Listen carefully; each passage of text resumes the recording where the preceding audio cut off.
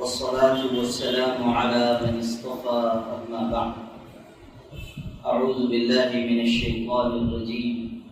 بسم الله الرحمن الرحيم. يا أيها الذين آمنوا توبوا إلى الله توبة نصوحا. وقال تبارك وتعالى وذروا ظاهر الإثم وباطنه. وقال تبارك وتعالى يا أيها الذين آمنوا آمنوا بالله ورسوله. صدق الله مولانا العظيم. لائق احترام علماء کرام،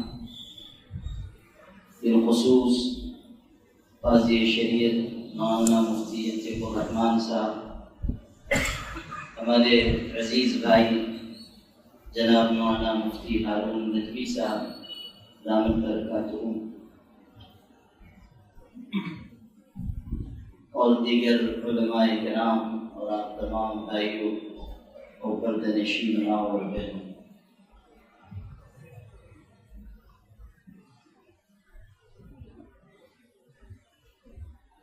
آل انڈیا مسلم پرسنل لا بورڈ کی جانب سے اصلاح معاشرہ کا کام پورے ملک میں الحمدللہ تیزی کے ساتھ، تیز رفتاری کے ساتھ اور محنت کے ساتھ جاری ہے۔ دعا کیجیے کہ اللہ تعالیٰ اس اہم خدمت کو قبول فرمائے۔ اصلاً تو آپ حضرات کی خدمت میں اس لیے حاضری ہوئی ہے کہ آپ سب اس اہم مشن سے اور اس اہم خدمت سے جڑ جائیں۔ جن کی جو بھی صلاحیت ہے اس کے اعتبار سے اس کام میں ہر ایک شخص کو لگنا چاہیے۔ صلاحیتیں الگ الگ ہوتی ہیں، جیسے ہمارے مولانا مفتی ہارون صاحب ہیں، ان کی صلاحیت بولنے کی ہے، میڈیا کے کاموں کی ہے، اور اپنی اس صلاحیت کا وہ اچھا استعمال ملک کے لیے، ملت کے لیے کر رہے ہیں۔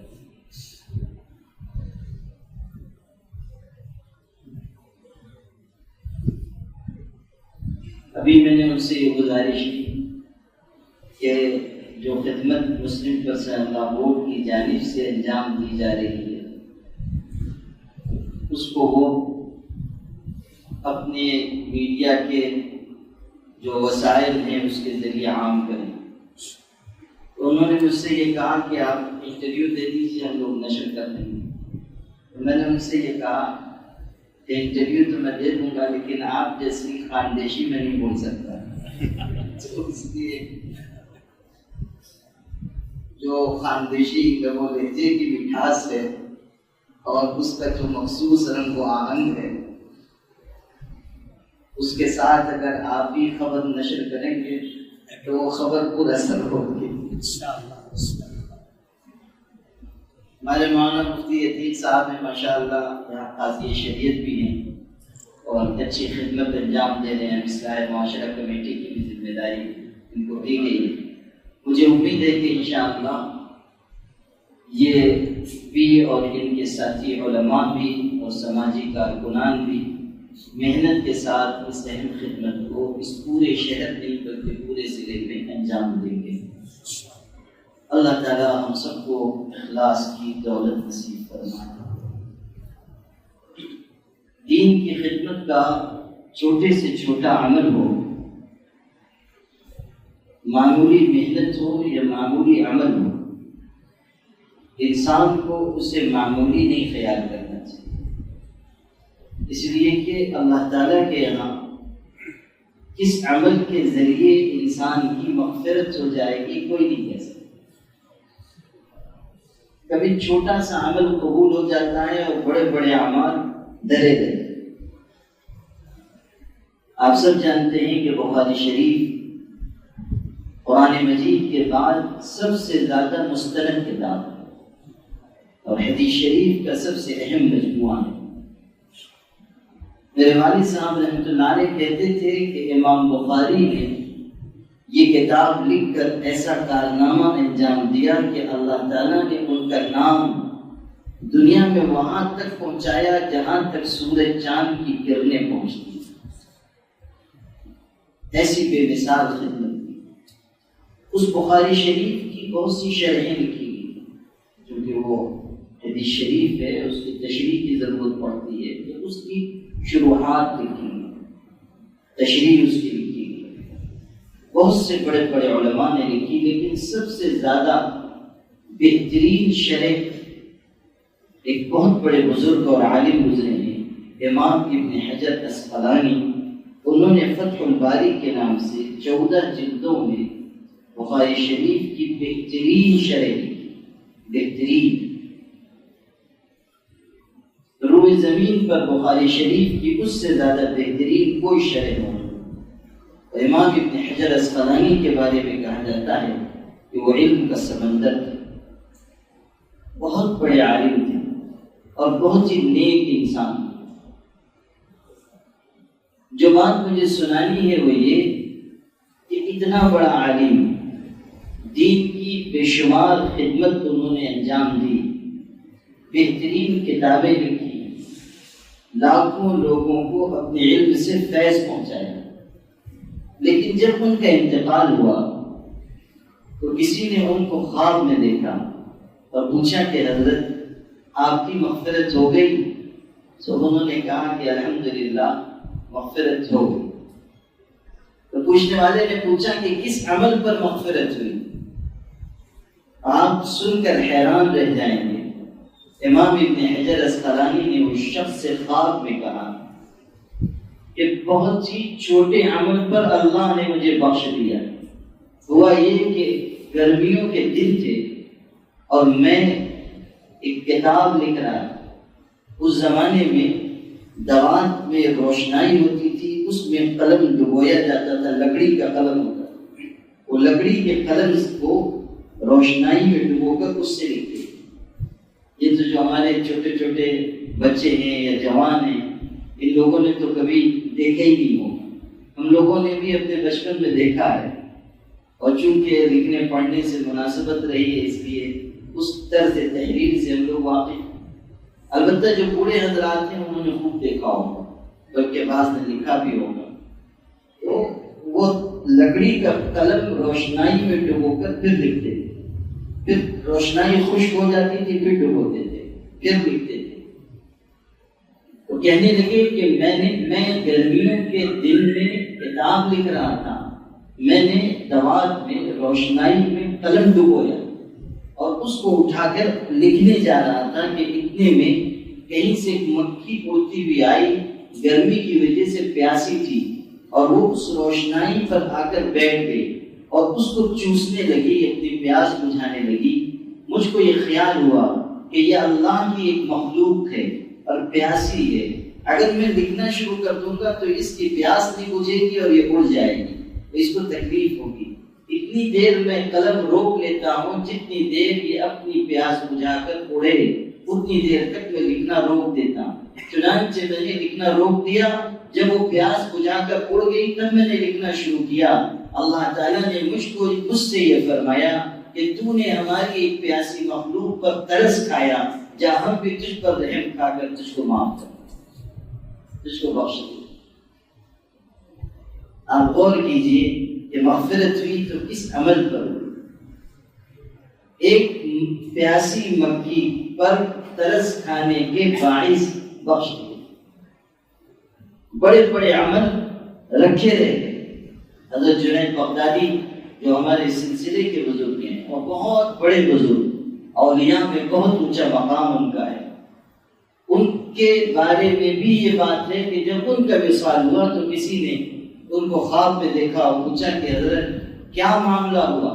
تو انہوں نے فرمایا کہ فنیت تلک الاشارات ونفذت تلک العبارات، کہ وہ جو ہم لکھتے پڑھتے تھے، بہت اسرار و رموز کی باتیں کرتے تھے، بہترین عبارتیں تحریر کرتے تھے اور وعظ و خطابت اور ارشاد و ہدایت کا کام کرتے تھے، وہ تو پتہ نہیں کہاں چلا گیا ہمیں تو ان چند رکعتوں میں فائدہ پہنچایا تو ہم رات کی تنہائی میں پڑھ لیا کرتے، یعنی بخشش ہوئی ان چند رکعات کی وجہ سے جو رات کو اٹھ کر ہم اللہ کے حضور میں ادا کرتے۔ ہمیں یہ سمجھنا چاہیے کہ خدمت چاہے چھوٹی ہو یا بڑی، عمل چھوٹا ہو یا بڑا، انسان کو اسے معمولی نہیں سمجھنا چاہیے۔ پتہ نہیں کون سا عمل اللہ تعالیٰ کے یہاں مقبول ہو جائے۔ تو آپ سب سے پہلے ہی مرحلے میں میری گزارش ہے کہ دیکھیے، بہت لمبی تقریر سننے کی ضرورت نہیں ہے، اس کا احساس آپ اپنے اندر پیدا کیجئے کہ معاشرے میں خرابیاں آ رہی ہیں، ہم میں خرابیاں آ رہی ہیں، ہمارے اندر بگاڑ آ رہا ہے، ہمارے اندر برائیاں جنم لے رہی ہیں، ہمارے دل بیمار ہو رہے ہیں۔ اس کی فکر ہم سب کو کرنی چاہیے اور معاشرے کی اصلاح میں اپنا حصہ ڈالنا چاہیے۔ اگر ہم اب بھی اپنے معاشرے کی اصلاح کی فکر نہیں کریں گے تو پھر وہ وقت آئے گا کہ جب آپ اصلاح کے لیے نکلیں گے تو کوئی آپ کی بات سننے کے لیے تیار نہیں۔ آپ غور کر لیجیے کہ حالات کتنے ناسازگار ہیں، برائیاں کس تیزی سے بڑھ رہی ہیں، معاشرہ کتنی تیزی سے پیچھے ہٹتا جا رہا ہے، خرابیاں کس طرح سر چڑھ کر بول رہی ہیں۔ کون تصور کر سکتا تھا کہ ہمارے معاشرے میں یہ کیفیت ہوگی کہ سینکڑوں ہزاروں مسلمان لڑکیاں وہ بے حیائی کے راستے سے ارتداد کا شکار ہوں گی، مرتد ہو جائیں۔ اس کے وہم و گمان میں یہ بات ہے، لیکن یہ ہو رہا ہے۔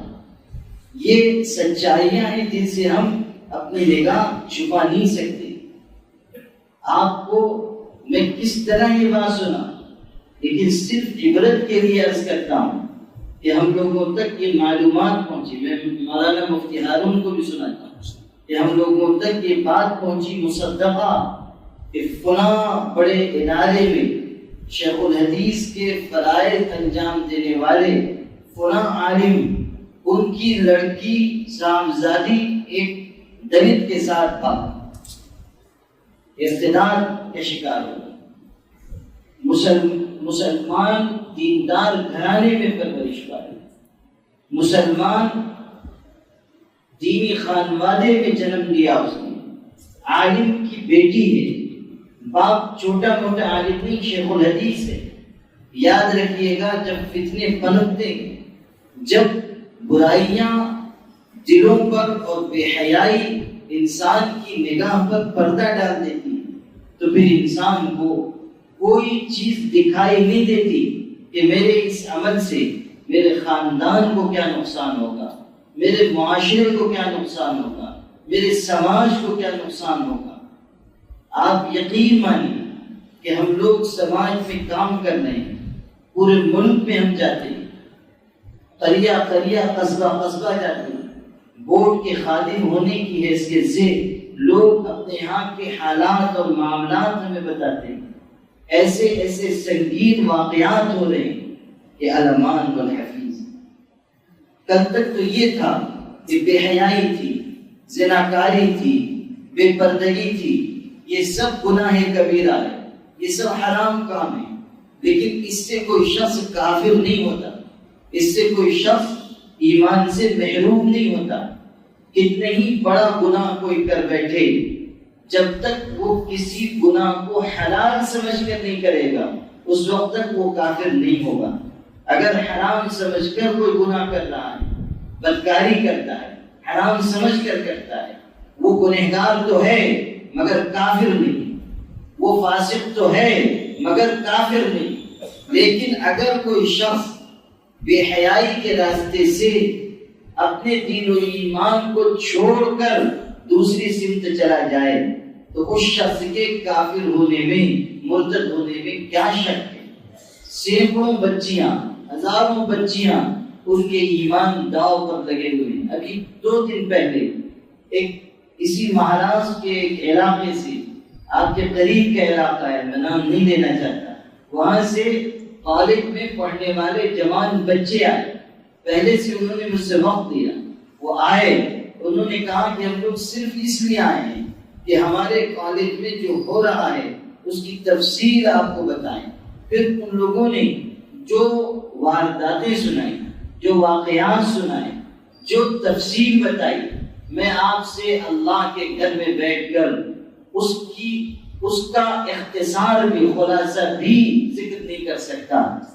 ہماری قوم کی بچیاں کس طرح بے حیائی کر رہی ہیں، کس طرح ان پر محنت کی جا رہی ہے، کس طرح ان کے ذہنوں کو غلط سمت میں موڑا جا رہا ہے اور بہت سی چیزیں استعمال کی جا رہی ہیں. مجھے تو یہ کہنے میں کوئی بات نہیں ہے کہ پیسے بھی خرچ کیے جا رہے ہیں، جذبات کو ورغلایا جا رہا ہے، صحت جادو تک کا استعمال کیا جا رہا ہے، اور طرح طرح سے ان کو فتنوں میں مبتلا کرنے کی غیر معمولی کوششیں ہو رہی ہیں اور اس کے نتائج آ رہے ہیں. اور یہ صرف یہ نہ سمجھیے گا کہ یہ جو بیچاری کالج میں پڑھنے والی بچیاں ہیں صرف وہی مرتد ہو رہی ہیں. میں بھوپال گیا تھا، بھوپال کے مسلمانوں نے مجھ کو یہ بتایا، خواتین نے بتایا، مردوں نے نہیں، خواتین نے بتایا کہ ہمارے یہاں ایک گنجان مسلم محلے سے پچھلے 1 سال میں 100 سے زیادہ مسلمان عورتیں یعنی شادی شدہ بچوں والیاں وہ مرتد ہو گئی اور غیروں کے ساتھ چلی.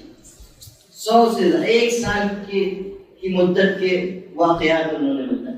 اور یہ آپ کو 2-3 سال پہلے کی بات میں بتا، ابھی تازہ بات نہیں بتا، تازہ بات آپ کو نہیں بتا، یہ اس وقت کی بات عرض کرتا. ایک دینی تنظیم نے، جماعت نے سروے کیا دہلی میں، تو یہ معلوم ہوا کہ جو سڑک ایریاز ہیں یعنی جھوپڑ پٹی کے علاقے، غربت زدہ علاقے، وہاں کی لڑکیاں کوئی اسکول کالج میں نہیں پڑھتی، وہ غربت کی وجہ سے ان کو نشانہ بنایا گیا. اور نتیجہ یہ ہوا اس دینی تنظیم نے سروے کر کے رپورٹ دی تھی، اس پر باضابطہ میٹنگ ہوئی، علماء کو بلایا گیا، پورے ملک سے چنے ہوئے علماء کو بلایا گیا. انہوں نے جو اعداد و شمار دیے وہ یہ کہ 500 بچیاں جا چکی ہیں. صرف دہلی کے سڑک کے ریاض کی بات انہوں نے، چوپڑ پٹیوں کی بات کرتا. آپ غور کیجیے کہ یہ صورتحال کتنی سنگین ہے اور ہماری بے حسی کس درجے کو پہنچی ہوئی، ہماری بے غیرتی کس عروج کو پہنچی ہوئی ہے. ہمارے اندر کیا یہ احساس نہیں جاگتا کہ یہ ہماری بچیاں جو ہماری بہنیں ہیں یا ہماری بیٹیاں ہیں یا ہمارے سماج کی عزت ہیں، ان کے ساتھ کس طرح کی سازش رچی جا رہی ہے اور کس طرح ان کو غلط راہوں پر ڈالا جا رہا ہے. اور یہ نہیں کہ صرف وہ چلی گئی اور اب سکون سے وہ رہ رہی ہیں. کتنے واقعات اخبارات میں آ چکے، سوشل میڈیا پہ آ چکے کہ وہ لڑکیاں جو جا چکی تھی اب رو رو کر کہہ رہی ہیں کہ ہمارے ساتھ ایسا دھوکہ ہوا. 1 سال کے بعد ہم کو گھر سے نکال دیا گیا، 2 سال کے بعد ہم کو دودھ میں سے مکھی کی طرح نکال کر پھینک دیا گیا.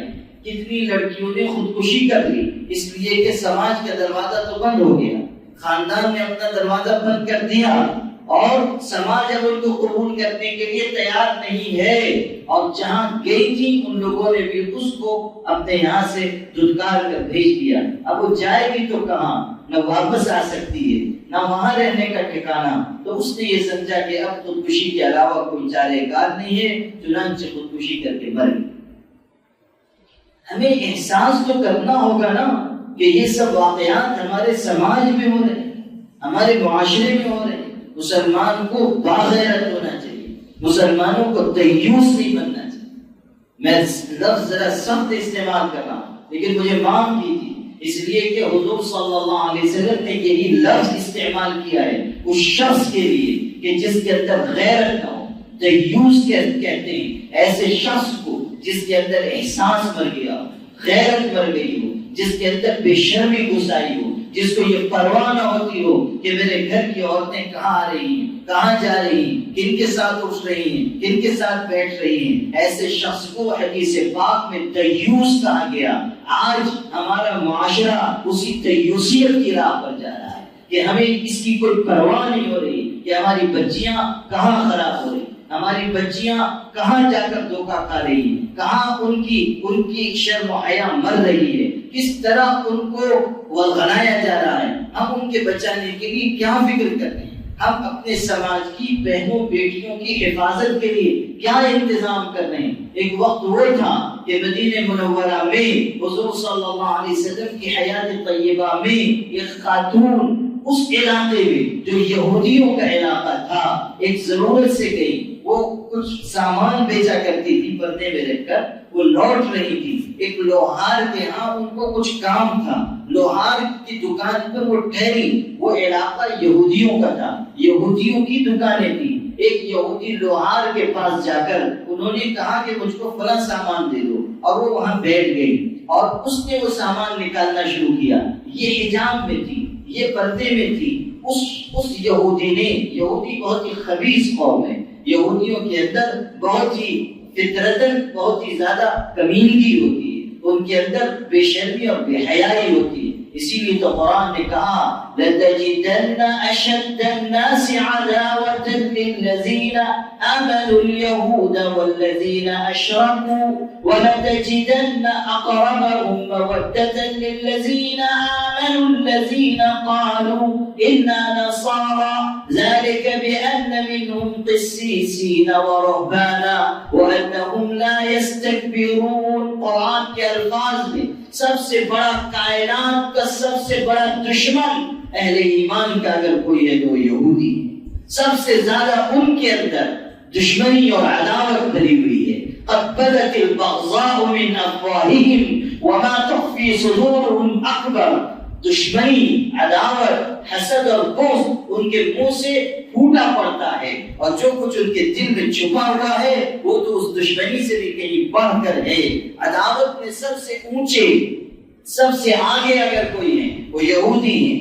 یہی یہودی تھے جنہوں نے حضور صلی اللہ علیہ وسلم کا راستہ روکا، یہی یہودی تھے جنہوں نے حضرت کے اوپر پتھر گرا کر آپ کو شہید کر دینے کی سازش رچی، یہی یہودی تھے جنہوں نے دسترخوان پر بلا کر حضور کو زہر دیا، یہی یہودی تھے جنہوں نے حضور صلی اللہ علیہ وسلم پر جادو کیا جس کا اثر بھی ظاہر ہوا، آپ کو تکلیف بھی ہوئی۔ بلکہ جو زہر خیبر کی جنگ کے بعد ایک بڑھیا یہودیہ نے کھلایا تھا اس کا تھوڑا ہی حصہ حضرت کے حلق سے اترا تھا، خبر دے دی گئی کہ اس میں زہر ملا ہے، بلکہ بکری کے گوشت سے آواز آئی کہ اللہ کے رسول مجھ کو مت کھائیے، مجھ میں زہر ملایا گیا ہے۔ حضور کا معجزہ ظاہر ہوا، بکری کے گوشت سے آواز آئی کہ مجھے مت کھائیے، مجھ میں زہر ملایا گیا ہے۔ حضور صلی اللہ علیہ وسلم تو کائنات کے سب سے عظیم انسان تھے، اور علم کا سب سے بڑا ذریعہ آپ کے پاس تھا، وہ وحی ربانی، اللہ کی طرف سے آپ کو خبر دی جاتی تھی کہ کیا کرنا ہے کیا نہیں کرنا ہے۔ آپ کی زبان سے کوئی بول نہیں نکلتا تھا مگر اللہ کے اشارے اور اس کے حکم کے بعد۔ وَمَا يَنطِقُ عَنِ الْهَوَىٰ إِنْ هُوَ إِلَّا وَحْيٌ يُوحَىٰ، کہ حضور اپنی زبان سے کوئی جملہ نہیں کہتے مگر یہ کہ اللہ کی طرف سے آپ کو وحی کی جاتی ہے، اسی کی بنیاد پر آپ بات کرتے۔ ایک صحابی تھے حضور صلی اللہ علیہ وسلم جو ارشاد فرماتے تھے وہ لکھ لیتے تھے، ہمیشہ لکھ لیتے تھے۔ کسی نے ان سے کہا کہ حضور کبھی کبھی ہنسی دل لگی کی بات بھی کرتے ہیں، تم ہر بات لکھ لیتے ہو؟ حضرت تو کبھی کبھی ہنسی مذاق کی بھی بات کرتے ہیں، ایسا مذاق نہیں جیسے ہم لوگ کرتے ہیں کہ جس میں ہڈی پسلی ایک ہو جائے۔ آج کل تو ہمارے جوان جو ہے وہ ایسا مذاق کرتے ہیں کہ سامنے والا آگ کو گولا ہو جائے اور اس کے بعد جو ہے وہ نورا کشتی شروع ہو جائے اور پھر ہاسپٹل آباد کیا جائے۔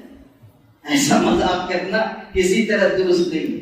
مذاق میں جھگڑے ہو جاتے، مذاق میں لوگ طیش میں آ جاتے۔ ویسے بھی مسلمان کب ہنسے گا اور کب روئے گا اور کب خوش ہوگا اور کب غصے میں آئے گا اس کا کوئی بھروسہ نہیں، اس لیے کہ مسلمانوں کا مزاج پل پل بدلتا رہتا ہے، تو کب ان کے اندر اشتعال آ جائے کوئی نہیں کہہ سکتا۔ ذرا ابھی دیکھیے کہ ہنسی مذاق ہو رہی اور تھوڑی دیر میں دیکھیے تو گتم گتائیں اور گاما پہلوان کی تمام سنتیں تازہ کی جاتی ہیں، تو ایسا ہو جاتا ہے۔ تو حضور صلی اللہ علیہ وسلم کا اور صحابہ کا مذاق اس طرح کا نہیں تھا کہ جس میں کوئی جھوٹ ہو یا کسی کی دل آزاری ہو یا کسی کو تکلیف پہنچے۔ حضور صلی اللہ علیہ وسلم تو بہت ہی اعلیٰ درجے کا مذاق فرماتے تھے، بہت ہی اونچی بات آپ ارشاد فرماتے تھے، دل لگی کی بھی بات ہوتی تھی۔ ایک موقع پر حضور صلی اللہ علیہ وسلم سے خاتون نے عرض کیا، بوڑھی عورت نے آ کر کہا کہ اللہ کے رسول میں جنت میں جاؤں گی۔ آپ نے فرمایا بڑھیا جنت میں نہیں جائے گی، بڑھیا جنت میں نہیں جائے گی۔ آپ یہ کہہ کر چلے گئے۔ وہ بیچاری خاتون اس نے سمجھا کہ پیغمبر کی زبان سے نکل گیا ہے کہ میں جنت میں نہیں جاؤں گی، وہ بیٹھ کے بیچاری رونے لگی۔ تھوڑی دیر کے بعد حضور آئے تو گھر کی خواتین نے کہا اللہ کے رسول آپ نے اس سے کیا کہہ دیا؟ بوڑھی خاتون سے وہ ادھر سے بیٹھ کر رو رہی۔ کہا کیا ہوا؟ کہنے لگی گھر کی خواتین کہ وہ رو رہی ہے کہ حضرت نے کہہ دیا بڑھیا جنت میں نہیں جائے گی۔ حضرت نے فرمایا کہ سچی تو کہاں ہے، بوڑھی عورت جنت میں نہیں جائے گی، اس سے کہو کہ یہ جائے گی تو جوان ہو کر جائے گی، یعنی بوڑھی کوئی جنت میں نہیں جائے گی، جو جائے گی وہ جوان بنا کر داخل کی جائے گی۔ حضور صلی اللہ علیہ وسلم اس طرح کبھی کبھی دل لگی کی بات ارشاد فرماتے تھے۔ تو ان صحابی سے لوگوں نے کہا کہ آپ ہر بات لکھ لیتے ہیں، ایسا مت کیجیے، جو آپ ارشاد فرمائیں نصیحت کریں وہ لکھا کیجیے۔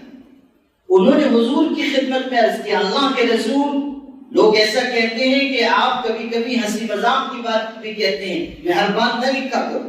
حضور صلی اللہ علیہ وسلم نے ارشاد فرمایا تم اپنے عمل پر قائم رہو، اس لیے کہ آپ نے اشارہ کر کے فرمایا، آپ نے اشارہ کر کے فرمایا کہ ان دونوں ہونٹوں کے درمیان سے حق اور سچ کے علاوہ کوئی بات نہیں ہے، جو بات ان دونوں ہونٹوں کے درمیان سے نکلے گی وہ حق اور سچ پتھر کی لکیر ہے۔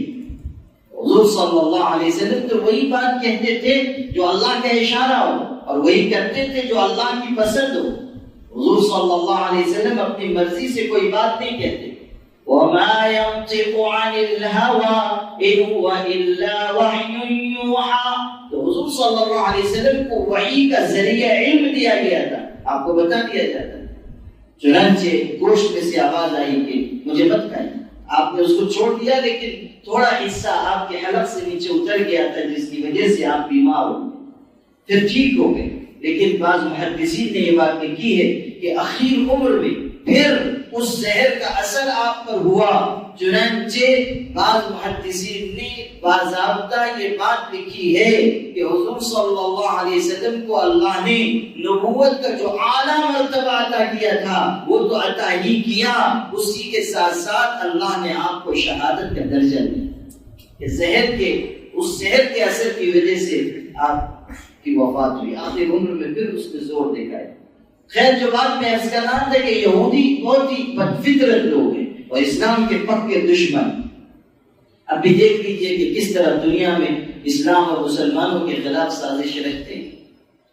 تو وہ جو خاتون گئی اور پردے میں تھی یہودی کی دکان پر، وہ سامان نکالنے لگا، اس کو شرارت سوچی، اس نے یہ کیا کہ اس خاتون کا جو برقع تھا یا چادر تھی جس سے اس نے حجاب کر رکھا تھا اس کو پیچھے سے کسی رسی سے باندھ دی، اور اس ارادے سے کہ جب یہ اٹھ کر چلے گی تو اس کا پردہ کھل جائے گا، یہ بے پردہ ہو جائے گا۔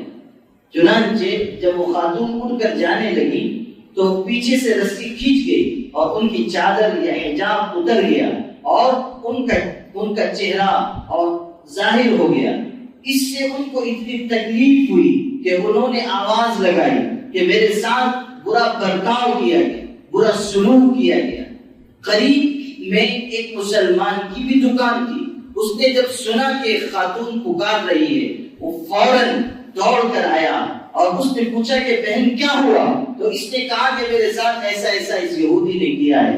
وہ مسلمان اتنا باغیرت تھا، اتنا باحمیت کہ غصے میں اس نے اس یہودی پر حملہ کیا اور اس یہودی کو ختم کر دیا، جہنم رسید کر دیا۔ غیرت تھی، ایک خاتون کو کی بے پردگی کی گئی تو ان کو برداشت نہیں ہوا، حملہ کیا اور اس کو ختم کر دیا۔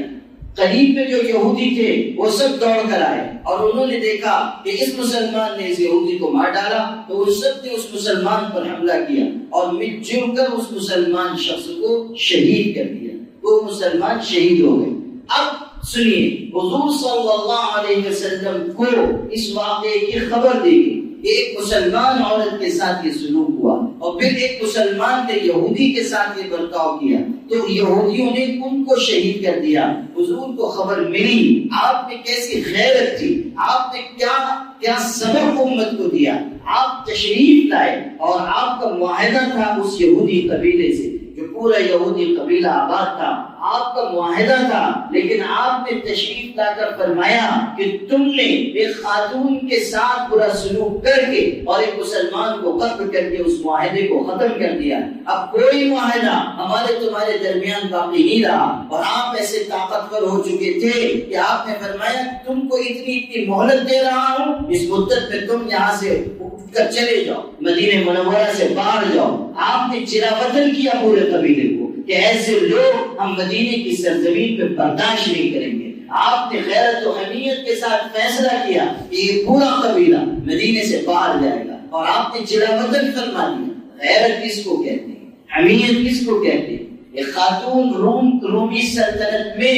اس کو بے آبرو کیا گیا، اور وہ اس وقت چلا رہی ہے واہ معتصمہ، ہائے معتصم بادشاہ، ہائے معتصم بادشاہ۔ اس زمانے میں مسلمانوں کا حکمراں عباسی خلیفہ معتصم باللہ تھا، اس کو پکارا کہ ہائے معتصم باللہ تم کہاں ہو؟ رومی سلطنت کا واقعہ تھا، لیکن وہاں سے کوئی شخص چل کر آیا اور اس نے بادشاہ معتصم کو پورا واقعہ بیان کیا کہ وہ خاتون جب اس کی عزت ٹوٹی گئی اور اس کو برسر بازار گھسیٹا جا رہا تھا تو وہ پکارتی تھی واہ معتصمہ، واہ معتصمہ، کہاں ہے معتصم باللہ، کہاں ہے معتصم باللہ؟ بس اتنا سننا تھا کہ معتصم باللہ غصے میں اپنے تخت سے کھڑا ہو گیا اور شدت طیش میں کانپنے لگا، اور اس نے پکار کر کہا لبیک یا اختی، لبیک یا اختی، میری بہن میں حاضر ہوں، میری بہن میں حاضر ہوں۔ اس کے بعد رومی بادشاہ کو خط لکھا کہ او رومی کتے، تیرے علاقے میں ایک خاتون کے ساتھ یہ سلوک کیا گیا، تم اس کو آزاد کر دو اور میرے پاس آنے دو، ورنہ میں لشکر لے کر چڑھائی کر دوں گا۔ بادشاہ نے یہ سمجھا، عیسائی بادشاہ نے یہ خیال کیا کہ ایک عورت کے لیے مسلمانوں کا بادشاہ کیسے لشکر لے کر آئے گا، لیکن جب اس کی طرف سے جواب نہیں ملا تو معتصم باللہ نے لشکر تیار کیا، چڑھائی کی، اینٹ سے اینٹ بجا دی، پورا علاقہ فتح کیا۔ جیل خانے میں وہ خاتون تھی، جا کر اس کو آزاد کروایا اور کہا کہ تو نے معتصم باللہ کو پکارا تھا، میں تیری خدمت اور تیری رعائی کے لیے حاضر ہوں۔ وہ خاتون آنسوؤں سے رو پڑی کہ آسمان کے نیچے زمین کے اوپر تجھ سے زیادہ باغیرت بادشاہ نہیں دیکھا۔ یہ غیرت و حمیت تھی، مسلمانوں کا یہ کردار تھا۔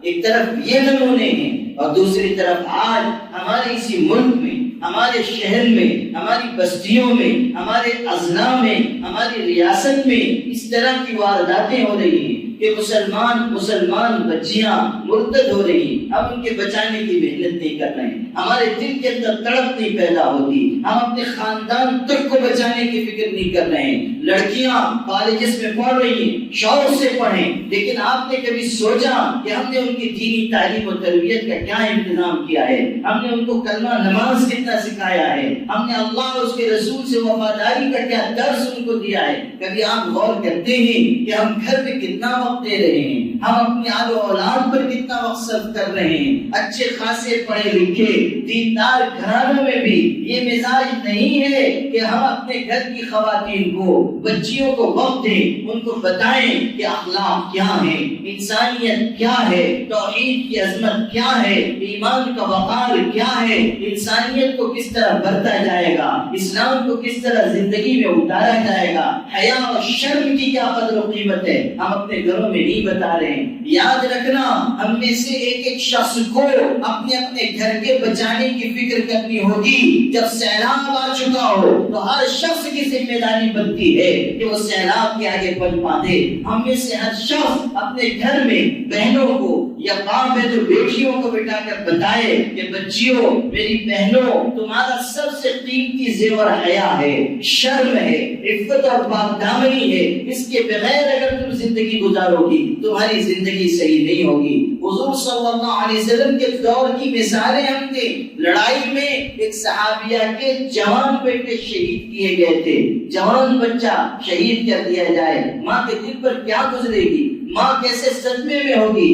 لیکن وہ خاتون اپنے بچے کی شہادت کی خبر سن کر جنگ کے میدان میں حضور کی خدمت میں حاضر ہوئی، اس حالت میں کہ پورے پردے میں تھی، حجاب کر کے آئی۔ لوگوں کو حیرت ہوئی کہ جوان بیٹا شہید ہوا ہے، ہوش و حواس انسان کو بیٹھتا ہے اور یہ پورا پردہ کر کے آئی ہے۔ کسی کی زبان سے نکل گیا کہ اس ایسے سنگین وقت میں بھی آپ پردے سے ہیں، تو اس خاتون نے کیسا خوبصورت جواب دیا۔ ہماری جو بہنیں آئی ہیں، جو بچیاں آئی ہیں، وہ اس جملے کو اپنے دل پر نقش کر کے لے جائیں۔ کیسا قیمتی جملہ اس خاتون نے کہا، کہتی ہیں ان ارزا ابنی فلن ارزا حیائی، کیا ہوا اگر میں نے اپنی حیا کھوئی ہے، کیا ہوا کہ اگر میں نے اپنا بیٹا کھویا ہے، میں نے اپنی شرم و حیا اور عفت تو نہیں کھوئی، میں نے بیٹا کھویا ہے، میں نے اپنی شرم کا سودا نہیں کیا، میں نے اپنی حیاداری کا سودا نہیں کیا۔ یہ چیز سمجھنے کی یہ بہت ہی سنگین مسئلہ ہے جس پر اصلاح معاشرہ کے ضمن میں بھرپور توجہ دی جانی چاہیے۔ اس کے علاوہ بھی بہت مسائل ہیں، حرام مال کا لین دین بڑھ رہا ہے، سودی لین دین، رشوت کا لین دین۔ ایک آدمی ملازمت کر رہا ہے، 30,000 روپے تنخواہ ہے اور 4-5 سال نہیں گزرتے کہ 25 لاکھ روپے کا بنگلہ تیار، 20 لاکھ روپے کی کار میں چل رہے ہیں، اور صاحبزادے سے پوچھئے کہ جناب یہ پیسے کہاں سے آ رہے ہیں؟ وہ ارشاد فرماتے ہیں کہ حضرت اوپر کی آمدنی ہے، تنخواہ 30,000 اور مکان بن گیا 25 لاکھ کا، کہاں سے آ رہا ہے؟ اوپر کی آمدنی۔ خوبصورت بات، ان کی بات بھی دیکھیے کتنی خوبصورت ہے۔ یہ نہیں کہتے ہیں کہ رشوت لیتا ہوں، کہتے ہیں اوپر کی آمدنی۔ وہ کم وقت اوپر کی آمدنی کا کیا مطلب ہے؟ حضرت جبریل رات کو دے کے جاتے ہیں، ابھی صاحب کہو کہ میں رشوت لیتا ہوں، حرام کھاتا ہوں، اپنی اولاد کو حرام کھلاتا ہوں۔ حضور صلی اللہ علیہ وسلم نے ارشاد فرمایا کہ جو شخص حرام مال اکٹھا کرتا ہے اور پھر حرام مال کے ذریعے حج کے لیے جاتا ہے، حج کے لیے جا رہا ہے، اتنا عظیم الشان فریضہ انجام دینے کے لیے جا رہا ہے، احرام باندھتا ہے اور پکارتا ہے لبیک اللہم لبیک، خداوندہ میں حاضر ہوں، میں حاضر ہوں۔ اللہ کی طرف سے فرشتے اس کو جواب دیتے ہیں لا لبیک ولا سعدیک وحجک مردود علیک، تیری لبیک قبول نہیں ہے اور تیرے لیے کوئی خوشبختی نہیں ہے، تیرا حج تو تیرے منہ پر مار دیا جائے، حج کا مردود علیک۔ حرام مال کو ہم نے کچھ سمجھے، رشوت، سود، کسی کی زمین کا قبضہ کرنا، جھوٹ بول کر کمانا، خیانت کرنا۔ مسلمانوں یہ برائیاں ہمیں کہاں پہنچا رہی؟ حضرت مولانا احمد علی لاہوری رحمۃ اللہ علیہ جو بہت بڑے عالم گزری، بہت بڑے بزرگ، مفسر قرآن، جلیل القدر عالم دین، قرآن کی زندگی بھر اس شخص نے خدمت، عظیم الشان خدمت، احمد علی لاہوری۔ اور ایسے متقی شخص تھے کہ جب ان کا انتقال ہوا تو ان کی قبر سے خوشبو پھوٹ پڑی، قبر سے خوشبو پھوٹ پڑی اور کئی ہفتے تک خوشبو آتی رہی۔ بہت ہی احتیاط کرتے تھے وہ کھانے پینے میں، بلکہ آپ کو سناؤں شاید آپ کو حیرت ہو، ان کا انتقال اب سے صرف 60 سال پہلے ہوا ہے، لیکن اتنی پرہیزگاری اس زمانے میں انہوں نے اختیار کی تھی کہ حرام مال جانے تھی، مشتبہ مال جانے تھی، کبھی کسی بے نمازی عورت کے ہاتھ کا بنا ہوا کھانا بھی نہیں کھاتے۔ ایک مرتبہ ان کے مرید نے بہت اہتمام سے ان کو دعوت دی، وہ قبول نہیں کرتے تھے لیکن دعوت دی، بہت اصرار کیا تو حضرت چلے گئے اور اس نے یقین دلایا کہ حضرت میرا مال بالکل حلال ہے، میں ایسے کماتا ہوں، فلاں کرتا ہوں۔ حضرت کو بھی کچھ اطمینان ہوا، وہ چلے گئے، گھر گئے، کھانے کے لیے دسترخوان پر بیٹھے اور ایک لقمہ انہوں نے اٹھایا، اس کے بعد پھر دوسرا لقمہ نہیں اٹھایا، ویسے ہی بیٹھے رہے۔ جب دیر گزر گئی تو صاحب خانہ جو ان کے مرید تھے انہوں نے کہا کہ حضرت آپ کھانا تناول فرمائیے، بس آپ نے ایک لقمہ کھایا ہے، ارشاد فرمائے کہ نہیں میں یہ کھانا نہیں کھا سکتا. اس نے کہا حضرت بالکل حلال کمائی کا کھانا ہے, ایک پیسہ بھی اس میں حرام یا مشتبہ مال کا نہیں ہے, بالکل حلال کھانا ہے. ارشاد فرمایا کھانا تو حلال کا ہے لیکن اس کھانے سے بے نمازی ہاتھوں کی بدبو آ رہی ہے. بے نمازی ہاتھوں نے کھانا بنایا ہے. تحقیق کی گئی تو پتہ چلا کہ جو مرید تھے ان کی والدہ نے کھانا بنایا تھا اور والدہ نمازی تھی. آپ غور کیجئے کہ اللہ نے کیسا ان کے اندر کیسی قوت پیدا کی تھی. ایک لقمہ کھایا اور اندازہ ہو گیا کہ بے نمازی ہاتھوں نے کھانا بنایا ہے. اللہ نے ان کو قوت ادراک عطا کی. بہت بڑے شخص تھے.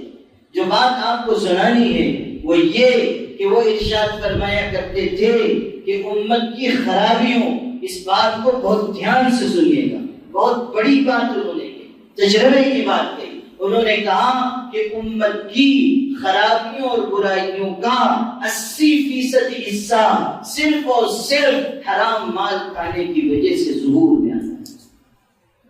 خرابیاں اور برائیاں 80% حرام مال یا مشتبہ مال کی پیداوار. اور کہہ لیجیے کہ کیسی بات ہے.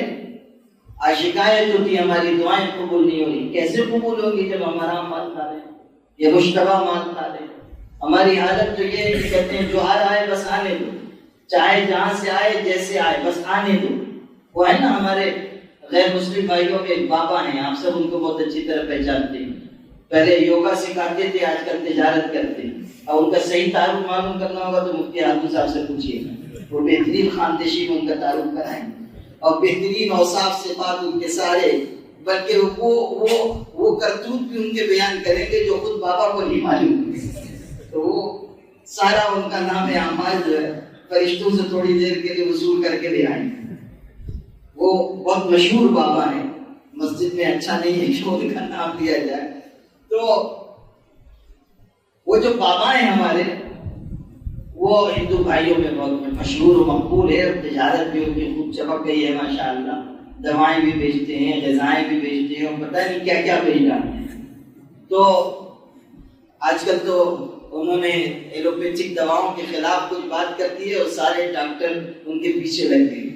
اور نہ صرف پیچھے لگے ہیں بلکہ وہ انجیکشن لے کے پیچھے لگے ہیں جو کتا کاٹنے پہ لگایا جاتا ہے, وہ والا بڑا انجیکشن لے کے پیچھے لگ گئے. تو وہ ہمارے ہندو بھائیوں میں بس ایک ہی ہے, ان کا نام ہے بابا رام دیو. ایک ہی, ایک پیس ہے, دوسرا کوئی ان کا مثیل نہیں ہے, نظیر نہیں. عربی میں کہتے ہیں لیس لہ بدیل ولا مثیل ولا نظیر. تو وہی شان ان کی ہے, کوئی ان کی کوئی دوسری مثال موجود نہیں. تو وہ ہمارے بھائیوں میں, ہندو بھائیوں میں بس ایک ہی ہے بابا رام دیو. لیکن میں یہ کہتا ہوں کہ ادھر تو بس وہ ایک ہی پیس ہے, ون پیس. لیکن مسلمانوں میں ان کے مقابلے میں بہت سے بابا آن دیو ہیں. وہ رام دیو ہیں, ادھر آن دیو ہیں. یہ آن دیو جو ہیں ان کا حال یہ ہے کہ جو آ رہا ہے بس آنے دو, جو آ رہا ہے بس آنے دو, جیسے بھی آئے, جتنا بھی آئے, حلال کا آئے کہ حرام کا آئے, مشتبہ ہے, سب آنے. یہ صورتحال یقیناً ایسی ہے کہ جس کی وجہ سے ہمارا معاشرہ سخت دشواریوں کا شکار ہو. ہر شخص کو اس کا خیال رکھنا چاہیے کہ وہ کہاں سے کھا رہا ہے اور کیا کھا رہا ہے. ہماری غذا حلال ہونی چاہیے, اکل حلال, محنت کی کمائی کھائی. بخاری شریف میں ہے حضور صلی اللہ علیہ وسلم نے ارشاد فرمایا کہ بہترین غذا جو انسان استعمال کرتا ہے وہ اس کے ہاتھ کی کمائی ہے. اور حضرت داؤد کا ذکر کیا. حضرت داؤد علیہ السلام اپنے ہاتھ کی محنت کی کمائی کھاتے تھے. حضرت داؤد علیہ السلام زرہ بناتے تھے اور بیچتے تھے, اور وہ آمدنی استعمال کرتے تھے. تو حضور نے ان کی تعریف فرمائی کہ داؤد علیہ السلام اپنے ہاتھ کی کمائی, حلال کمائی استعمال کرنا. قرآن میں کہا گیا یا ایھا الرسل کلوا من الطیبات واعملوا صالحا, اے پیغمبروں پاکیزہ چیزیں کھاؤ اور اچھے اعمال انجام. پاکیزہ چیزیں کھاؤ, اچھے اعمال انجام دو. مفسرین نے لکھا ہے دونوں جملوں میں جوڑ ہے, ایک جملہ دوسرے جملے سے جڑا ہوا ہے, اور اس طرح جڑا ہوا ہے کہ اللہ تعالیٰ یہ بتانا چاہ رہا ہے کہ جب تم حلال غذا استعمال کرو گے تو خود بخود تم سے اچھے اعمال صادر ہوں, خود بخود اچھے اعمال تمہارے جسم سے صادر ہوں. جب غذا اچھی جائے گی اچھا عمل بھی جائے گا، اور جب غذا اچھی جائے گی تو تمہاری دعائیں بھی اللہ قبول کرے گا۔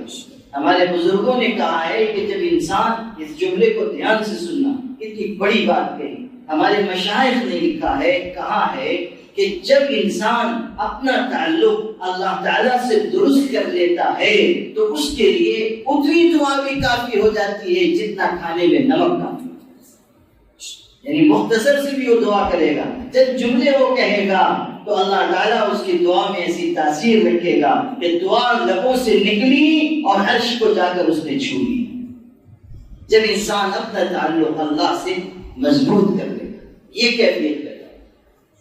جب عقل حلال ہوگا، صدق مقال ہوگا، زبان سے سچی بات نکل رہی ہے، کھانا اندر اچھا جا رہا ہے، اچھے اور بھلے کاموں میں انسان لگ رہا ہے، پھر اللہ کے یہاں اس کا وزن ہوگا، اللہ کے یہاں اس کی قدر و قیمت ہوگی، اللہ تعالیٰ اس کی بات کو ٹالے گا نہیں۔ امام سفیان ثوری رحمۃ اللہ علیہ کتنے بڑے امام تھے، کتنے بڑے بزرگ تھے۔ منصور کا زمانہ تھا، خلیفہ منصور، وہ ظالم بادشاہ اور بہت ظلم کرتا تھا، تو امام سفیان ثوری جو بہت بڑے عالم تھے اور بزرگ تھے، وہ تنقید کرتے تھے کہ تو غلط کر رہا ہے اور یہ ظلم کا کام کر رہا ہے۔ چونکہ عالم تھے، اپنی ذمہ داری انجام دیتے۔ بادشاہ بہت ناراض رہتا تھا اور چاہتا تھا کہ ان کو قتل کر دے، لیکن موقع نہیں پاتا تھا۔ ایک موقع ایسا آیا کہ بادشاہ نے طے کر دیا کہ اب ان کو میں سولی پہ لٹکا دوں گا، پھانسی دے دوں گا۔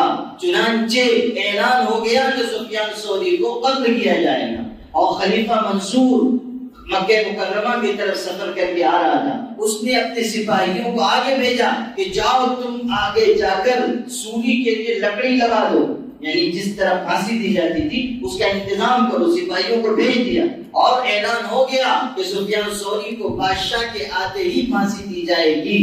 اور اس وقت سفیان ثوری رحمۃ اللہ علیہ حرم کعبہ میں خانہ کعبہ کے پاس لیٹے ہوئے تھے۔ اعلان ہو چکا ہے کہ پھانسی ہوگی، لیکن اس اللہ کے بندے کا توکل دیکھیے، اس کا یقین دیکھیے، اللہ کی ذات پر اعتماد دیکھیے، ان کا بھروسہ دیکھیے کہ وہ لیٹے ہوئے ہیں۔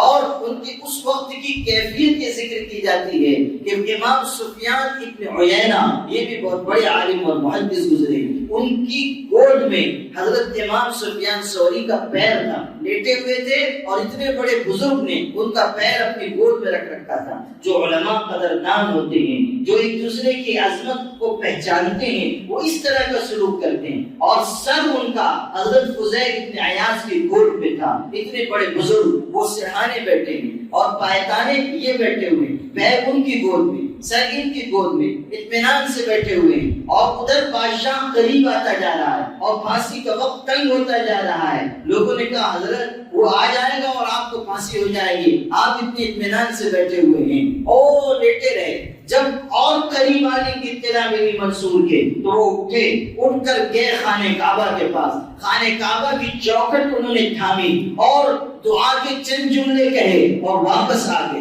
اللہ کے اس بندے کا توکل دیکھیے، اللہ کے ہاں اس کا مقام دیکھیے، خدا تعالیٰ کے ہاں ان کا درجہ دیکھیے۔ وہاں سے لوٹ کر آئے، ارشاد فرمایا منصور مکہ مکرمہ میں داخل نہیں ہو سکے گا، منصور مکہ مکرمہ میں آ نہیں سکے گا۔ منصور کی سواری لشکر کے ساتھ چلی آ رہی ہے مکہ مکرمہ کی طرف، اور پھانسی دینے کا سامان اور انتظام ہو چکا ہے، لیکن مکہ مکرمہ کے قریب اس کی سواری کو ٹھوکر لگی، بادشاہ سواری سے گرا اور گرتے ہی مر گیا۔ اس شخص کی زبان سے جو بات نکلی تھی کہ منصور مکہ مکرمہ میں داخل نہیں ہو سکے گا، اللہ نے اس کی بات کو سچ کر دیا۔ یہ ہے کہ جب اللہ سے تعلق ہوگا تو خدا کی اس طرح مدد آئے گی۔ جب انسان خدا سے مانگے گا تو اللہ تعالیٰ کی طرف سے قبولیت لبک کر آئے گی۔ لوگوں اچھی غذا استعمال کرنا سیکھو، اپنے اندر اچھے اخلاق پیدا کرو، لوگوں کے ساتھ محبت اور تواضع کے ساتھ پیش آؤ، گھر کی زندگی کو بہتر بناؤ۔ ہماری بہنیں بھی آئی ہیں، آپ لوگ بھی ہیں، ہمارے گھروں کی زندگی کتنی مشکل ہوتی جا رہی ہے، کتنے معاملات پیدا ہو رہے ہیں، آئے دن واقعات سننے کو ملتے ہیں۔ طلاق ہو گئی، کس بات پہ طلاق ہوئی؟ معمولی بات۔ جب تحقیق کیجئے تو پتہ چلتا ہے بہت چھوٹی بات تھی، لیکن ہوتا کیا ہے، شوہر نے کچھ کہا، بیوی نے کچھ کہا، پھر شوہر نے غصے میں کچھ کہا، بیوی نے کچھ کہا. وہ ایسا نہیں ہے کہ پرانے زمانے کی بیویاں ہیں بیچاری کے سن لیں گی اور چپ ہو جائیں گی. یہ بھی کہتی ہیں کہ ہم 21ویں صدی کی ہیں اور چنگیز خان کی براہ راست اولاد ہیں، اس لیے اگر شوہر کچھ کہے گا تو ہم سے حساب کتاب کا جواب سنے گا. اور وہ ادھر سے بھی گولہ باری، ادھر سے بھی گولہ باری، ادھر سے رائفل چل رہی ہے، ادھر سے کلاشنکوف چل رہی ہے. نتیجہ یہ نکلتا ہے کہ دونوں طرف سے جب حجت بڑھتی ہے تو شوہر کے ہاتھ میں تو سب سے بڑی رائفل دی گئی ہے نا. وہ کہتا ہے کہ اب تمہاری خیر نہیں ہے، اور پھر وہ 3 گولیاں چلاتا ہے طلاق کی غصے میں، طلاق طلاق طلاق. اور اس کے بعد وہ جو ٹڑ بول رہی تھی خاتون، وہ بیچاری رونے دھونے بیٹھ جاتی ہے. اور وہ شوہر جب اس کا غصہ اترتا ہے تو وہ آ جاتا ہے مفتی عتیق الرحمان صاحب کے پاس، مفتی ہارون صاحب کے پاس. وہ کہتا ہے کہ حضرت وہ کچھ راستہ نکالیے، بہت غصے میں تھا، طلاق ہو گئی. بلکہ میں نے تو تمہیں سے کہا بھی نہیں تھا، میں نے تو تیز سے کہا تھا طلاق، تو اس لیے نہیں ہوئی نا، آپ کوئی راستہ نکالنا. یہ بھی ہوتا ہے. آگے ہمیں کو سمجھاتے ہیں کہ حضرت وہ جو ہے نا طلاق جو ہے وہ توئی سے میں نے نہیں کہی بلکہ تیز سے کہی، نہیں پڑھی نا. ارے اللہ کے بندے، جتنا پڑھانا تھا وہ تو تم پڑھا چکے ہو، اس کے بعد جو چلے آئے ہو، اب ہم کہاں سے راستہ نکالیں؟ اور چاہتے یہ ہو کہ ہم لوگ راستہ نکالیں اور خود جائیں جہنم میں اور تم جاؤ جنت میں. یہ نہیں ہونے والا. طلاق دے دیتے ہیں پھر مولویوں کا کام کھاتے ہیں، معمولی باتوں پر طلاق ہو رہی ہے، اور ایسی ایسی وجوہات پہ طلاق ہو رہی ہیں کہ جن کو بیان کرتے ہوئے دل کانپتا ہے. ابھی قریب میں ایک ایسے شخص کے بارے میں جو بظاہر دیندار ہے، پڑھا لکھا شخص ہے اور دیندار سمجھا جاتا ہے، اس کے بارے میں لوگوں نے مجھ کو آ کر خبر دی کہ اس کے یہاں 3ری بیٹی پیدا ہوئی تو غصے میں اس نے اپنی بیوی کو طلاق دے دی کہ تیرے یہاں بیٹی ہی پیدا ہو. اب اس میں بیٹی پیدا کرنے کا اختیار اس خاتون کا ہے. بیٹا یا بیٹی تو اللہ کی طرف سے ملتے ہیں. اب اگر بیٹی ہی بیٹی پیدا ہو گئی تو اس میں اس کا کیا قصور ہے؟ اس کو زچگی ہوئی ہے، ابھی ایک ننھی جان وجود میں آئی ہے، اس حالت میں اس بےہودہ شخص نے طلاق دی. آپ غور کیجیے، ہمارے سماج کی یہ سچائی ہے، ہمارے سماج کی یہ واقعات ہے. اور ایسا نہیں کہ چاہے کوئی شخص پڑھا لکھا شخص ہے، دیندار سمجھا جانے والا شخص ہے، بیٹے کی آس ہے، بیٹی پیدا ہو گئی، طلاق دے دی. اور وہ ننھی جان جس نے ابھی دنیا میں قدم رکھا ہے، آپ غور کیجئے کہ اس کا مستقبل کیا ہوگا، کیسی اس کی زندگی گزرے گی. باپ کو طلاق دے کے چلا گیا، وہ کوئی دوسری شادی کر لے گا، وہاں زندگی گزار لے گا. وہ بیچاری بچی کیسے زندگی گزارے گی؟ پہلے کی 2 بچیاں وہ کیسے زندگی گزارے گی؟ یہ ظلم ہو رہا ہے ہمارے سماج میں، ہمارے معاشرے میں. گھروں میں بہت بڑے بڑے مظالم ہو رہے ہیں. ساسیں ظلم کرتی ہیں، میں صاف کہتا ہوں، ساس ظلم کرتی ہے. بہو پہلے تو جاتی ہے، یہاں سے بہو لاؤں گی، وہاں سے بہو لاؤں گی، چاند جیسی لاؤں گی، سورج جیسی لاؤں گی، تارے توڑ کے لاؤں گی، اور یہ کروں گی وہ کروں گی، بڑا اس کے ارمان ہوتے ہیں. اور یہ غلط، یہ صحیح نہیں ہے، اس کی ناک ترچھی ہے، اس کا منہ ٹیڑھا ہے، اس کے پیر صحیح نہیں ہے، اس کے کان، ایک کان بڑا ہے ایک کان چھوٹا ہے، ناک کا ایک پاسا ترچھا ہے ایک سیدھا ہے. ہاں، یہ جو جاتی ہے تو ایسا معلوم ہوتا ہے کہ کوئی خوردبین آنکھ میں لگی ہوئی ہے، کہ پوری جزئیات تک ان کو معلوم ہو جاتی ہے کہ اس کے اندر یہ عیب ہے، اس کے اندر یہ عیب ہے. عجیب، اللہ کی بنائی ہوئی چیز ہے، اس میں کہاں سے عیب نکال رہے ہیں؟ اگر نہیں پسند ہے تو آپ کہتے ہیں کہ بھئی کسی وجہ سے ہم رشتہ نہیں کر سکتے. لیکن یہ کیا بات ہوئی کہ آپ کسی کی بیٹی کو عیبدار قرار دیں اور اللہ کی مخلوق کے بارے میں آپ ایسی بات اپنی زبان سے نکالیں؟ کہتے ہیں کہ پرانے دور میں کوئی بوڑھا شخص تھا، اس کو پیٹھ کے اوپر کوبڑ نکل آیا تھا، کمر جھک جاتی ہے، کمان کی طرح کمر ہو جاتی ہے، کوبڑا جس کو کہتے ہیں، وہ بیچارہ اس طرح کا ہو گیا تھا. تو وہ کہیں سے گزر رہا تھا، اس کو دیکھ کر کچھ لوگ جوان تھے سڑک کے کنارے کھڑے ہوئے، اس کی یہ حیرت دیکھ کر، یہ حالت دیکھ کر جوان ہنسنے لگے. تو اس نے کیسی چبھنے والی بات کہی، اور احساس دلانے کے لیے اتنی بات بہت کافی ہے. اس نے کہا کہ اتعیبون الصانع اب المصنوع، کہ تم بنانے والے پر عیب لگا رہے ہو، یہ جو چیز بنائی گئی ہے اس پر عیب لگا. بنانے والی ذات تو اللہ کی ہے، تو اس کے بارے میں یہ کہہ رہے ہو کہ اس نے غلط بنا دیا، اس نے عیبدار چیز پیدا کر دی۔ اللہ کی غیرت سے ڈرو، یہ مزاج اچھا نہیں ہے۔ جاتے ہیں، کھاتے ہیں، پیتے ہیں، ناشتہ کرتے ہیں اور یہ بھی لائیے وہ بھی لائیے، اس کے بعد جب شکم سیر ہو گئے، اب لڑکی دیکھی گئی، اس کے بعد 72 عیب بتا دیں گے اور رخصت۔ یہ کیا طریقہ ہے؟ ماں یہ بھی جان رہی ہے کہ میرا بیٹا کیسا ہے، اس کو اچھی طرح معلوم ہے کہ میرا بیٹا کالا کروٹا جب جیون رام ہے، لیکن تلاش ہوگی اس کے لیے ایسی لڑکی کی جو بالکل ابھی جنت سے اتری ہو، ساری حوریں جس کے دست مبارک پر بیعت ہوں، حسن و جمال میں چندے آفتاب چندے ماہتاب ہو، بس وہ اپنے لڑکے کے لیے۔ بھائی کم سے کم یہ تو سمجھو کہ ہم کس مال کے لیے سامان تلاش کرنے گئے، ذرا یہ بھی تو دماغ میں رہے۔ اکبر الہ آبادی نے کہا تھا نا کہ شب وصال باہم غلط فہمیاں ہوئی، یعنی جب شادی ہو گئی اور پہلی رات آئی، دولہا دلہن ملے، تو شب وصال باہم غلط فہمیاں ہوئی، مجھ کو شبہ ہوا پری کا ان کو بھوت کا، مجھ کو شبہ ہوا پری کا اور ان کو بھوت کا۔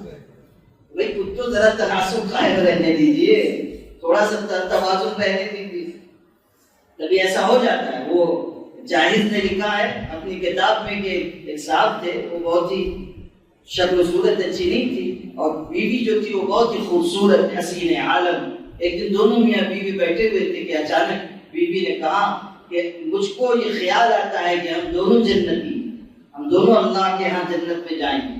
اس شوہر نے کہا کہ بیٹھے بیٹھے تم کو جنت کا کہاں سے خیال آ گیا اور کس نے تم کو بتا دیا کہ دونوں جنتی ہیں؟ اس نے کہا اصل میں بات یہ ہے کہ تم کو مجھ جیسی بیوی ملی ہے، تم شکر ادا کرتے ہو، مجھ کو تم جیسا شوہر ملا ہے، میں صبر کرتی ہوں، صبر اور شکر دونوں پہ جنت ہے، اس لیے ہم دونوں جنت ہے، دونوں جنتی۔ ہم بھی تم بھی جاؤ گی، میں بھی جاؤں گی جنت میں، تم بھی جاؤ گے جنت۔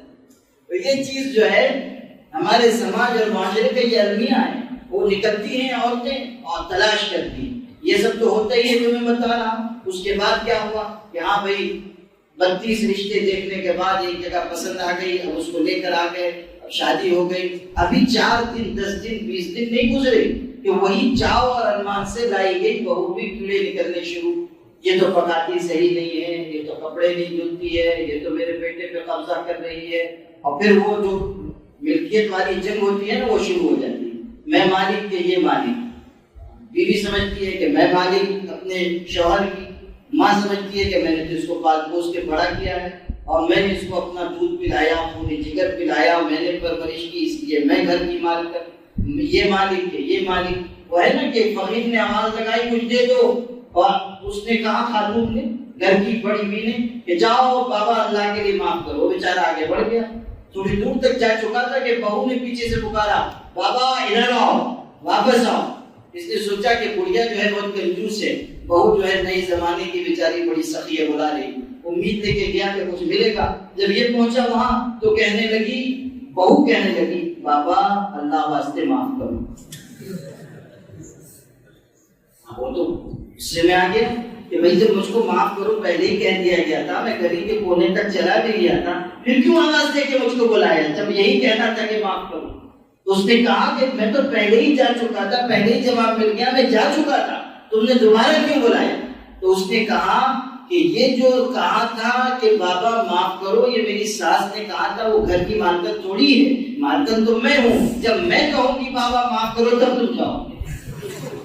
ملکیت کا جھگڑا، میں مالک کہ یہ مالک۔ اچھا اس میں شہید جو ہوتا ہے وہ بیچارہ عبد المالک، جی ہاں، وہ جو بیچ میں ہے نا، ادھر جائے تب بھی مشکل، ادھر جائے جب بھی مشکل، بیوی کی طرف جھکے تو ماں ناراض اور ماں کی طرف جھکے تو بیوی ناراض، اور دونوں طرف سے بیچارہ پستا ہے۔ یہ مالک کا جھگڑا جو ہے وہ عبد المالک کے سر پہ نزلہ گرتا ہے۔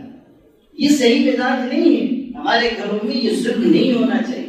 میں آپ سے بہت صاف عرض کرتا ہوں کہ ہمارے گھروں میں اخوت ہونی چاہیے، محبت ہونی چاہیے، لوگ مل جل کر رہیں، ایک دوسرے کا احترام کیا جائے، ایک دوسرے کی قدر کی جائے، ساس کی جو عظمت ہے وہ اسے دی جائے، بہو پر جو شفقت ہونی چاہیے وہ کی جائے، دوہرا معیار نہ اختیار کیا جائے کہ اپنی بیٹی کے لیے کچھ، اپنی بہو کے لیے کچھ. یہ مزاج ہمارے معاشرے میں نہیں ہونا چاہیے. اسلام نے یہ سکھایا ہے کہ ہر ایک کو عزت سے جینے کا اختیار دو. جب شادی ہو گئی، میاں بیوی وہ بن گئے، ان کو کچھ آزادی دو، ان کو سلیقے سے جینے دو، ان کو اپنی زندگی گزارنے دو. ہر بات میں ماں باپ کو دخیل ہونا صحیح نہیں ہے، ہر بات میں مداخلت کرنا درست نہیں ہے. ایک معاشرتی زندگی ایسی ہونی چاہیے کہ جو بہترین زندگی ہو، جینے کا، رہنے کا موقع دیا جائے. گھر میں بہو بھی اپنے گھر والوں کی خدمت کرنا اپنا فرض سمجھے اور اس کو شفقت اور محبت سے مالا مال کر دیا جائے کہ وہ اپنے گھر سے زیادہ اس گھر کو اہمیت دے. یہ ہمارے سماج میں ہونا چاہیے. اس کے علاوہ ہمارے سماج میں عصبیت کا فتنہ پیدا ہو گیا، ساتھ برادری کا فتنہ. میں نے صبح بھی گفتگو میں کہا تھا کہ جاہلیت کے فتنوں میں سے بہت بڑا فتنہ برادری واد کا فتنہ ہے. یہ اس ذات کے ہیں، یہ اس ذات کے، یہ اس برادری کے، یہ اس برادری کے. کتنی بچیاں صرف اس برادری واد کی وجہ سے گھروں میں بیٹھی ہوئی بوڑھی ہو رہی. لیکن ہم نے اس برادری کے اور اس ذات پات کے نظام کو اس طرح مسلط کر دیا ہے کہ اچھے اچھے رشتے ٹھکرائے جاتے ہیں صرف برادری کے نام. یہ کہاں کا تماشا ہم لے کر آئے کہ فلاں برادری کے ہم سے نیچی برادری ہے اس لیے ہم یہاں رشتہ نہیں کریں. ہرگز یہ مت کیجیے.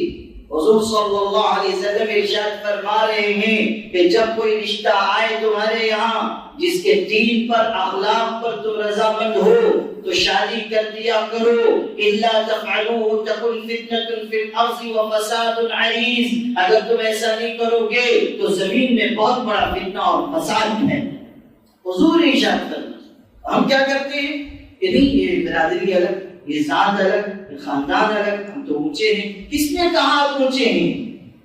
قرآن تو کہہ رہا ہے یا ایھا الناس انا خلقناکم من ذکر وانثى وجعلناکم شعوبا وقبائل لتعارفوا ان اکرمکم عند اللہ اتقاکم ان اللہ علیم خبیر. ارشاد ہوا ایک ماں باپ کی تم اولاد ہو. یہ سب ذات پات کے برادری کے جھگڑے ختم کرو. یہ خاندان، یہ برادریاں صرف تعارف کے لیے، صرف پہچان کے لیے ہیں. اور تم میں سب سے زیادہ اللہ کی نگاہ میں عزت والا وہ ہے جو سب سے زیادہ اللہ سے ڈرنے والا ہے. یہ معیار قرآن نے. یہ برادری واد جو ہے اس کو ختم کیجیے. اپنے سماج سے اس کو کھرچ کر پھینک دیجیے. ایک اللہ کے بندے بن کر آپس میں بھائی بھائی بن کر زندگی گزاریے. یہ عیب جوئی، یہ غیبت، یہ چغلخوری، ان سب سے اپنے آپ کو الگ رکھیے.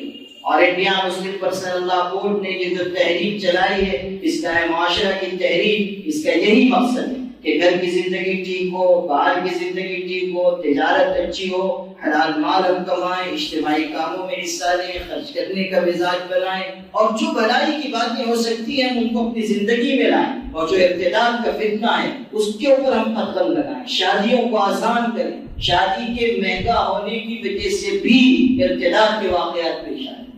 تو شادیوں کو ہمیں آسان کرنا ہو، سادہ کرنا ہو. شادی میں جو غیر ضروری رسومات ہیں ان کو ختم کیجیے. اسلام نے بتایا کہ نکاح میں صرف 2 خرچ ہیں، ایک خرچ ولیمے کا ہے، ایک خرچ مہر کا ہے، بس تیسرا کوئی خرچ نہیں. جتنے اور اخراجات ہیں وہ سب ہم نے اپنے جی سے اختیار کیے. یہ جو رسمیں ہیں، جوتا چڑھایا جا رہا ہے، ہلدی لگائی جا رہی ہے، منگنی کی جا رہی ہے، سہرا پہنایا جا رہا ہے، وہ بیچارہ سہرے میں ایسا ملبوس چلا آتا ہے. ہم لوگ تو خوب نکاح پڑھاتے ہیں نا، وہ ایسا ملبوس چلا آ رہا ہے کہ نظر ہی نہیں آتا ہے کہ کون سی مخلوق ہے، انسان ہے کہ جنات ہے. اور اگر انسان کی ہے تو مذکر ہے، مؤنث ہے، یا کوئی تیسرے طبقے سے تعلق رکھنے والا ہے، پتہ ہی نہیں چلتا. پورا سر سے پیر تک وہ سہرے میں. یہ سب جوان ہے نا، یہ شادی کرتے ہیں وہ 15,000 کا سہرا، 20,000 کا سہرا. توبہ توبہ توبہ. ہمارے مرشد اور امام مفتی صاحب کے بھی مرشد تھے حضرت مولانا سید محمد ولی صاحب رحمانی، اللہ تعالیٰ ان کو جنت نصیب فرمائے، طریق رحمت فرمائے. اس امت پر ان کے بہت احسانات ہیں، ہم لوگوں پر جو ان کے نیازمند تھے، مرید تھے، عقیدت پیش تھے، ہم پر بار بار پر ان کا احسان ہے. اللہ تعالیٰ علیہ میں ان کو جگہ عطا فرمائے. بہت بڑے شخص تھے. خود ہی ایک موقع پر ارشاد فرمایا کہ میں نکاح پڑھانے کے لیے گیا کسی بڑے شہر میں. کوئی عقیدت مند تھے وہ لے کر کے کہنے لگے میں بیٹھا نکاح پڑھانے کے لیے. اچھا میدان ان کا بہت سخت تھا, بہت روکتے ٹوکتے تھے, جلال مزاج پہ تھا. تو کہنے لگے نوشاد جو آ کر بیٹھا تو میں نے میری نظر پڑی, اس کی گھڑی بہت چمک دمک والی تھی. تو مجھ کو یہ خیال ہوا کہ اس نے مہنگی گھڑی لی ہے فضول خرچی کی. اور میرا اندازہ خود کہا کہ میں تو مولوی ہوں, مولوی کا اندازہ جو ہے وہ ذرا حساب مختصر ہی ہوتا ہے نا. تو میں نے سوچا کہ گھڑی جو ہے یہ 25-30 ہزار روپے کی لے کے آیا ہے, بہت مہنگی گھڑی لی ہے. تو میں نے اس سے کہا کہ صاحبزادے اتنی مہنگی گھڑی تم نے کیوں خریدی, یہ فضول خرچی تم نے کیوں کی, کتنے میں لی ہے؟ تو اس نے کہا کہ حضرت صرف 12 لاکھ میں لی ہے, صرف 12 لاکھ. اور میں تو 52 لاکھ والی لینے والا تھا, لیکن مجھ کو معلوم تھا کہ آپ نکاح پڑھانے آ رہے ہیں اور ٹوکن کی, اس لیے میں نے 12 لاکھ کی لی. اس میں بھی احسان جتا دی. اگر 52 لاکھ والی لینا چاہتا تو صرف 12 ہی لاکھ کی لی ہے. آپ سوچیے شادی میں 12 لاکھ روپے کی گھڑی پہننا ایک بدترین فضول خرچی ہے. کتنی فضول خرچی نکاح میں ہو رہی, فضول خرچی بنتی, جائز کا لین دین بنتی, صاف شفاف ستھرے نکاح کیجیے, آسان نکاح کیجیے. اس سے سماج میں بہت کشادگی پیدا ہو, بہت سے واقعات پہ روک لگے. الحمدللہ مسلم پرسنل لا بورڈ نے آسان نکاح مہم چلائی, پورے ملک میں وہ مقبول ہوئی, اس کے بہترین اثرات سامنے آئے. آپ اندازہ کیجئے کہ اللہ نے آل انڈیا مسلم پرسنل لا بورڈ کی آواز میں کتنی طاقت رکھی ہے اور اس کے پیغام میں کتنی قوت ہے کہ پورے ملک میں اس کے پیغام کو قبول کیا گیا اور درجنوں نے کہا بغیر جہیز کے لین دین کے سادگی کے ساتھ ہوئے. آپ کے ضلع میں بھی کئی ایسے نکاح ہوئے, اطراف میں بھی ہوئے. اللہ تعالیٰ محنت کرنے والوں کی محنت کو قبول فرمائے. آپ سب سے آخر میں ایک وعدہ لینا چاہتا ہوں کہ آپ سب لوگ جو اصلاح معاشرہ کمیٹی آپ کے شہر میں بنی ہے, آپ سب لوگ اس کا بھرپور ساتھ دیں گے انشاءاللہ, ساتھ دیں گے, عمل کریں گے اور خود اپنے اندر تبدیلی لائیے, اپنے اندر اچھائیاں اور بھلائیاں پیدا کیجیے. یہ چند باتیں میں نے یہ حضرات علماء کرام تشریف رکھتے ہیں ان کی برکت سے میں نے عرض کر دی. اصل تو مجھ کو یہ گزارش کرنی تھی کہ حالات بہت سنگین ہیں, اپنے آپ کو درست کیجیے, اپنے گھروں کو درست کیجیے, اپنے سماج کو درست کیجیے. اللہ پاک ہم سب کو استقامت, اخلاص اور ہدایت عطا فرمائے. وآخر دعوانا